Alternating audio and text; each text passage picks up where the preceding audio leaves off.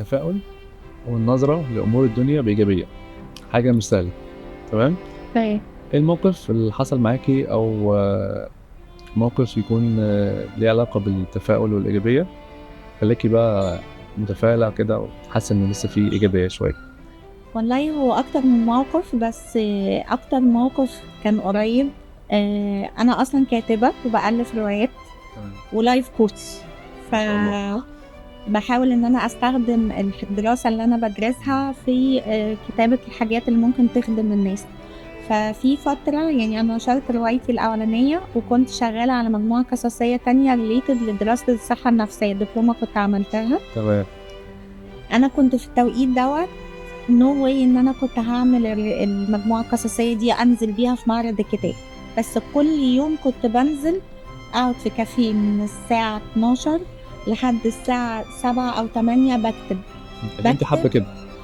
غير إن أنا حابة كده، كإني مترجتة إن أنا هانزل في معرض الكتاب. أوكي، أنا كنت ساعتها لا الوقت ولا الماديات في إيدي إن أنا هالحق معرض الكتاب اللي هو السنة اللي فاتت. إمم، فبس كنت بانزل أكتب على أساس إن يالّا لازم أخلّص عشان ألحق معرض الكتاب، دي كانت نيّتي. يبقى وفعلًا كده، سبحان الله.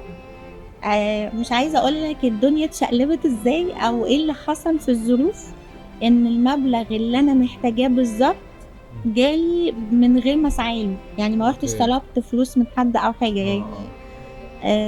يعني حصلت كده حاجة فجات لي منها فلوس أنا ما كنتش متوقعاها حاجة خالص. ضرورية محتاجاها ضروري.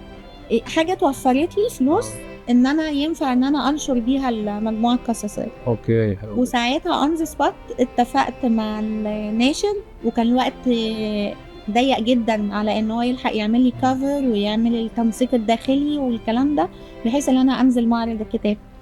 فسبحان الله كل حاجة مشيت أحسن ما كنت عايزة بكتير، وأحسن ما كنت متخيلة، إن أنا ما كنتش متخيلة أصلًا إن أنا هالحق أعمل أي حاجة من دي.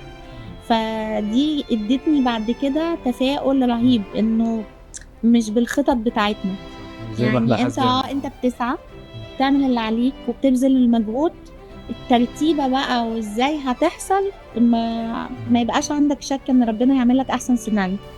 أوكي، وبقيت بعدها إني يعني زي مثلًا ما جيت بعد كده أخدت الcourse بتاع الlife coaching، اللي هو طب وهاعمل إيه بيه؟ الناس كلها قعدت تقول لي دلوقتي يعني أنتِ عملتِ حاجات كتيرة وما اشتغلتيش بيها. أقول لهم لأ، أنا يعني هاعمل دوّة. فبقيت أعمل اللي عليَّ أو اللي أنا نفسي أعمله، النتيجة دي بقى بتاعة ربنا. بتاعة ربنا. يعني والحمد لله دلوقتي شغالة في المجال، وإدّاني ده اداكِ دافع وحافز إن أنتِ تكمّلي وتعملي. حافز في الحياة عامةً، إن أنا ما فيش حاجة اسمها أقعد أحط معوقات لنفسي أو أقول لأ، إيه اللي أنا هاعمله أو إيه اللي أنا هيحصل والنتيجة. لأ، أعمل الsteps والefforts أو المجهود بتاعي، النتيجة دي بتاعة ربنا، أوكي. وفي الغالب بتبقى نتيجة كويسة حقيقي.